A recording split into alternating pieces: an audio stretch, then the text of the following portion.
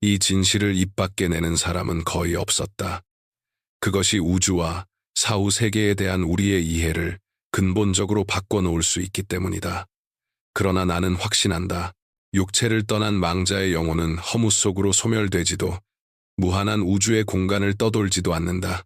그들은 특정한 장소에 존재하며 나는 사람들이 마침내 사후 세계의 진정한 본질을 이해할 수 있도록 그 장소가 무엇인지 밝히고자 한다.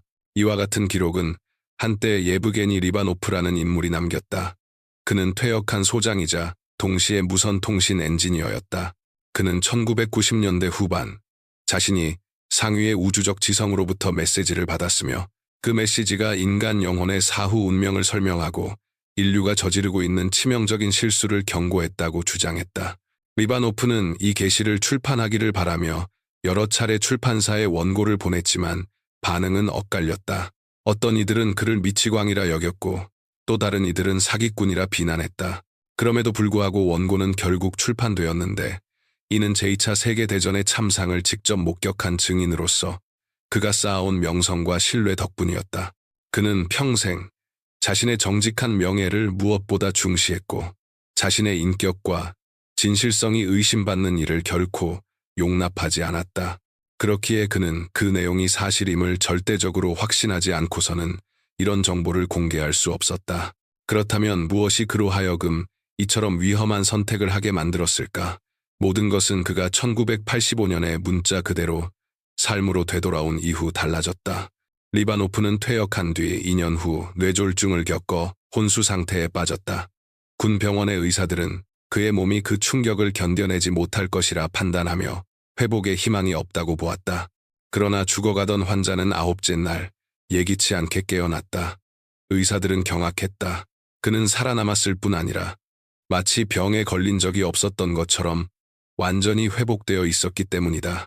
리바노프는 혼수 상태에 있는 동안 자신의 영혼이 육체를 떠나 상위의 지성과 접촉했다고 말했다. 그 지성은 그에게 9째 날에 당신은 깨어날 것이며 완전히 건강한 상태가 될 것이다 라고 전했다고 한다. 의사들은 이러한 설명에 회의적이었고 모든 것을 그의 나이와 그동안 겪은 극심한 스트레스의 결과로 돌렸다. 그러나 이야기는 거기서 끝나지 않았다. 리바노프가 집으로 돌아온 뒤 그는 참을 수 없는 글쓰기 충동을 느꼈다. 펜과 빈 종이를 집어드는 순간 그는 자신의 손이 스스로 움직이며 자신에게 속하지 않은 생각들을 써내려가고 있다는 사실을 깨달았다고 주장했다. 그렇게 해서 상위 지성으로부터의 첫 번째 메시지가 탄생했다. 그 메시지에서는 이 장군이 영적 세계와 소통할 수 있는 특별한 능력을 지니고 있다고 설명했다. 그리고 그에게는 중요한 사명이 맡겨졌다고 했다. 바로 인간의 무분별한 행동이 지구의 대규모 파괴를 초래할 뿐만 아니라 태양계 내 원심력의 균형마저 교란시켜 파국적인 재앙으로 이어질 수 있음을 인류에게 경고하는 것이었다. 예브게니 리바노프에게는 상위 지성이 무엇인지, 영혼이란 무엇인지, 그리고 지상의 삶이 끝난 뒤 영혼이 어떤 경로를 따르는지에 대한 이해가 드러나게 되었다. 상위 지성이란 지성과 조직 능력, 창조의 힘을 지닌 에너지적 구조체이다. 그것은 태양계 내부의 모든 공간을 채우고 있으며 그 경계 너머까지 확장되어 있다. 그러나 인간이 이 구조에 개입하는 것은 아직 이르며 그로 인해 육체적 생명의 종말뿐 아니라 영적 존재 자체의 소멸로 이어지는 비극적인 결과를 초래할 수 있다고 경고했다.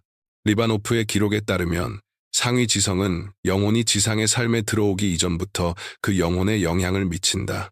아이의 몸에 영혼이 깃드는 순간 신체의 모든 기관과 감각이 활성화되며 이를 통해 인간은 단순한 본능적 반응을 넘어 감정과 지성을 스스로 이끌 수 있게 된다. 더 나아가 영혼은 탄생과 동시에 추가적인 능력을 부여받을 수도 있는데 여기에는 초감각적 능력이나 신비적 재능이 포함되며 그로 인해 과학이나 예술 분야에서 비범한 능력을 발휘하는 사람들이 탄생한다고 한다. 이러한 재능을 지닌 이들은 어린 시절부터 남다른 능력을 보이며 일반적인 사람들과는 다른 강도로 지성과 감각을 발달시킨다. 그들의 뇌와 감각 활동의 강도는 시간이 지날수록 점차 높아진다. 그러나 이러한 선물은 호기심으로 영적 세계를 탐구하기 위한 수단이 아니라 인류 전체의 이익을 위해 사용되어야 한다고 강조된다.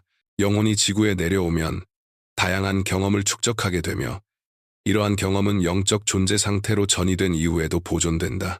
영혼이 지상의 세계를 떠날 때 상위 지성은 그 영혼이 지상에서 지켜온 도덕적 순수성과 삶의 원칙을 기준으로 영적 세계에서의 다음 위치를 결정한다.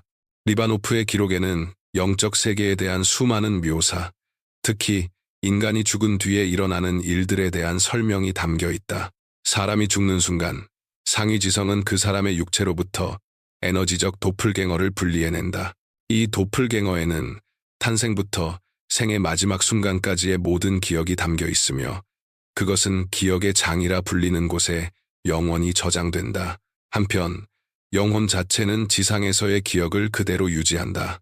영적 세계에는 분명한 경계가 존재하며 영혼들은 각자 정해진 장소에 머문다. 다시 말해 모든 영혼은 이 행성 안에서 자신만의 자리를 가지고 있다고 말할 수 있다. 지상의 삶에서 수많은 악행을 저지른 영혼들은 영혼의 궤도로 보내진다. 영혼의 궤도는 지구 인근에 위치해 있으며 달과 동일한 궤도를 따라 움직인다고 한다. 이곳에서 영혼들은 끊임없는 속죄의 상태에 놓여 자신이 지상에서 저지른 죄들을 직접 체험하게 된다. 드물게는 이 궤도에 머물던 영혼들이 우주 공간으로 흩어지는 경우도 있는데 이렇게 흩어진 영혼들은 다시는 환생할 수 없다고 전해진다.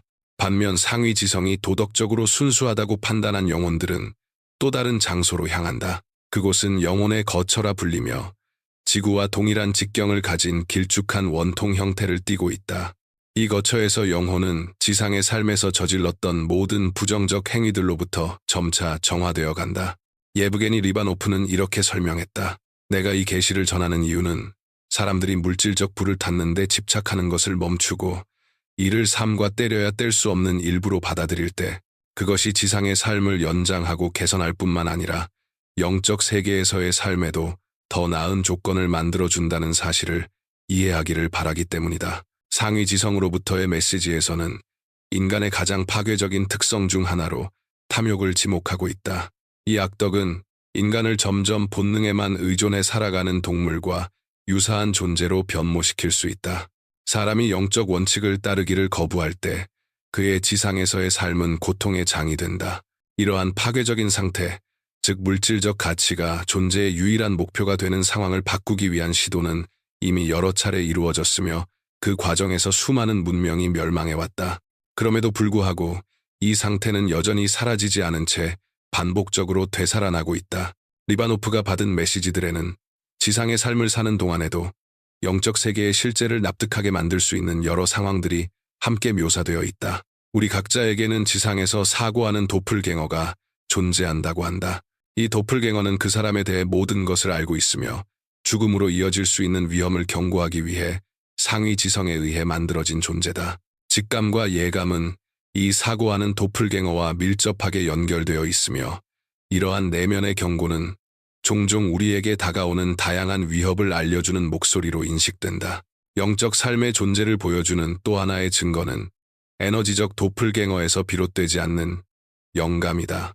리바노프가 받은 메시지에 따르면 이러한 영감의 근원은 우주적 성격을 지니고 있다. 사람들은 이를 문득 떠오르는 생각으로 받아들이며 많은 경우 이러한 영감을 바탕으로 새로운 발견이 이루어지거나 작품이 창조된다. 깨달음은 누구에게나 찾아올 수 있지만 항상 영적 세계와 접촉하며 살아가는 이들도 존재한다. 이들은 투시자, 즉 클레어보이언트라고 불린다. 투시 능력은 타인을 돕는 데 사용될 수 있지만 그 과정에서 능력이 점차 소진되어 결국 심각한 질병으로 이어지는 경우가 많다고 전해진다. 사후 인간 영혼의 우주적 운명에 대해서는 생물 중심주의 이론의 주창자인 또 다른 과학자 로버트 란자 역시 언급한 바 있다. 그의 이론에 따르면 인간의 의식은 죽음과 함께 사라지는 것이 아니라 평행 우주에서 계속 존재한다. 이 이론은 죽음이 삶의 끝이 아니라 새로운 세계로의 전환임을 시사한다. 사후에 영혼이 이동하는 우주는 하나가 아니라 다수 존재하며 의식은 소멸하지 않고 단지 또 다른 평행 현실로 옮겨갈 뿐이다. 사람들이 흔히 저곳이라고 인식하는 장소는 바로 이러한 현실이다. 이는 전통적인 의미의 사후 세계가 아니라 평행 우주이며 죽음 이후의 삶은 우리가 상상하는 것보다 훨씬 더 경이로운 형태로 존재한다는 뜻이다. 양자 물리학과 다중우주에 대한 널리 알려진 가설에 따르면 세계는 헤아릴 수 없을 만큼 많은 평행 세계들로 이루어져 있다. 이는 우리에게 유일하고 단 하나처럼 보이는 이 물리적 현실 역시 수많은 가능성 중 하나에 불과하다는 뜻이다. 과학자들의 설명에 따르면 서로 다른 버전의 인간과 사건들이 동시에 존재하는 무수한 우주들이 존재한다. 우리는 흔히 생명을 단순히 신체와 분자의 활동으로만 이해하려는 경향이 있다. 그러나 란자는 주변 환경에 대한 인식의 예를 들어 이를 설명한다. 사람은 하늘을 파란색으로 인식하지만 만약 뇌 속 세포의 구조가 달라진다면 하늘을 초록색이나 빨간색으로 인식하게 될 수도 있다. 이처럼 공간과 시간은 객관적으로 고정된 실체가 아니라 의식이 세상을 인식하기 위해 사용하는 도구에 불과하다는 것이다. 생물 중심주의 이론에 따르면 죽음은 의식 속에서 만들어진 환상이다. 사람들이 언젠가는 사라질 육체와 자신을 동일시하기 때문에 죽음을 끝으로 인식하게 되는 것이다. 실제로 의식은 시간과 공간의 제약을 받지 않으며 인간의 몸 안에 존재할 수도 있고 그 밖에서도 존재할 수 있다. 이러한 관점은 입자가 동시에 여러 장소에 존재할 수 있고 하나의 사건이 무한히 많은 시나리오로 전개될 수 있다고 설명하는 양자역학의 원리와도 잘 부합한다. 모든 가능한 사건의 변형이 실현되는 수많은 우주가 존재한다는 사실은 더 이상 비밀이 아니다. 어떤 우주에서는 육체가 죽고 또 다른 우주에서는 계속 살아간다. 우리의 의식은 단지 또 다른 현실로 이동해 새로운 형태를 취할 뿐이다. 물론 다른 우주에서의 삶이 우리가 알고 있는 삶과 동일하다고 단정할 수는 없다. 영혼은 우리가 상상조차 할 수 없는 전혀 다른 형태를 띠게 될 가능성도 크다. 로버트 란자는 의식을 하나의 에너지로 바라본다.